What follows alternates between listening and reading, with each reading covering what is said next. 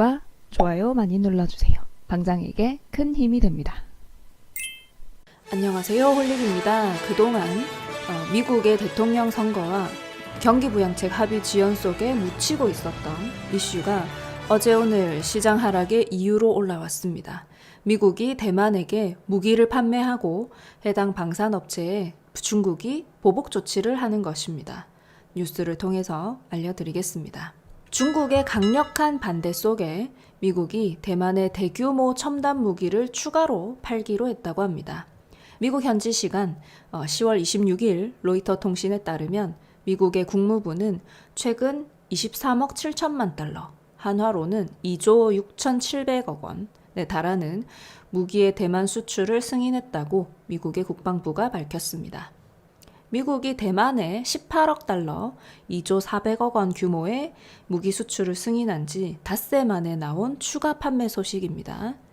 이번에 승인된 무기는 보잉사의 하푼 해안 방어 시스템 100대이고 이 발사체 한 대당 하푼 블록 2 지대함 미사일 4기 총 400기를 발사할 수 있다고 합니다.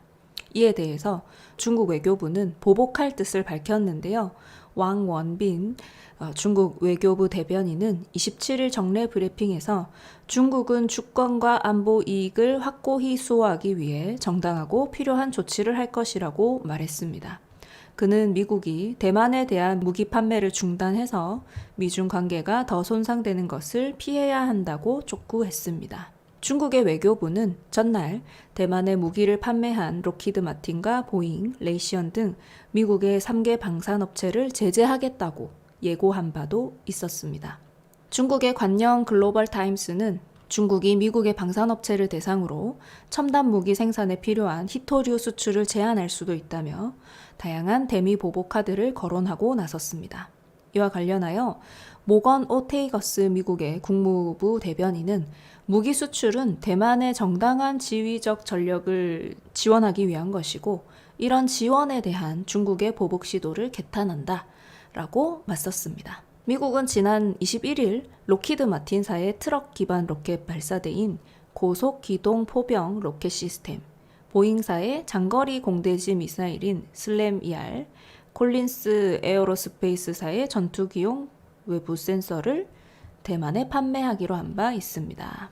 그동안 미국과 중국 간의 갈등은 미국 대통령 선거 뉴스에 살짝 가려져 있었는데요. 이번에 다시 수면 위로 올라오면서 시장의 하락을 부추겼습니다.